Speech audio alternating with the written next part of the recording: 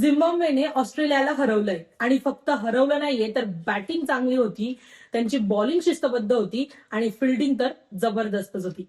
या तिन्ही विभागांमध्ये ऑस्ट्रेलियापेक्षा चांगलं क्रिकेट खेळून त्यांनी हरवलंय. आणि लक्षात ठेवा, झिम्बाब्वे असोसिएट देश नाहीये, तो आयसीसीचा फुल मेंबर आहे. पण तरीही त्यांच्याबद्दल आपण किती आदराने बोलतो.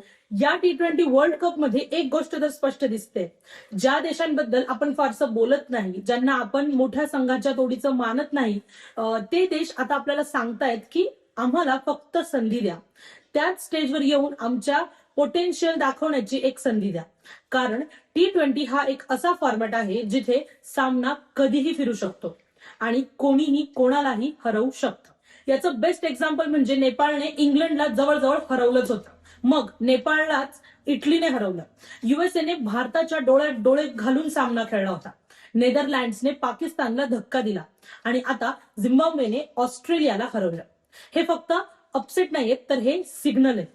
आपण नेहमी बोलत असतो की क्रिकेट फक्त 4-5-6 देशच मिळून खेळतात, म्हणजे भारत, इंग्लंड, ऑस्ट्रेलिया, दक्षिण आफ्रिका, पाकिस्तान, श्रीलंका आणि बांगलादेश हे सगळे आपापसातच खेळत राहतात.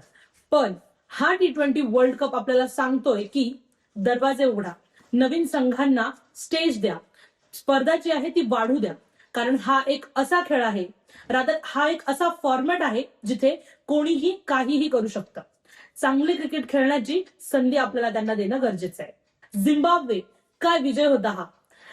त्यांचा बॅटिंग मध्ये आत्मविश्वास होता, बॉलिंग मध्ये त्यांची प्रॉपर एक शिस्त होती आणि फिल्डिंग मध्ये फुल ऑन एनर्जी. अक्षरशः मैदानात उडत होते त्यांचे प्लेयर्स. आणि आपण म्हणू शकतो की ऑस्ट्रेलियाची ही जी टीम होती ही 100% ऑस्ट्रेलियन टीम नव्हती. पण खूप सारे महत्वाचे खेळाडू जे ते बाहेर होते, इंजुरीज होत्या. पण तो अजूनही ऑस्ट्रेलियाच आहे, अजूनही सुपरस्टार्स आहेत त्या संघात. आणि अशा प्रकारे त्यांना हरवणं म्हणजे हॅट्स ऑफ. हा फक्त झिम्बाब्वेचा विजय नाही, तर हा वर्ल्ड क्रिकेटसाठी एक चांगला दिवस होता. जर आपण खरंच क्रिकेट ग्रो होताना आपल्याला बघायचं असेल तर संधी जी आहे ती द्यावीच लागेल. कारण T20 मध्ये नाव मोठं असणं पुरेसं नाहीये, तर क्रिकेट देखील खेळावं लागतं. तुम्हाला काय वाटतं, T20 मुळे क्रिकेट खरंच अधिक कॉम्पिटेटिव्ह होतंय का, की हा फक्त तात्पुरता एक ट्रेंड आहे?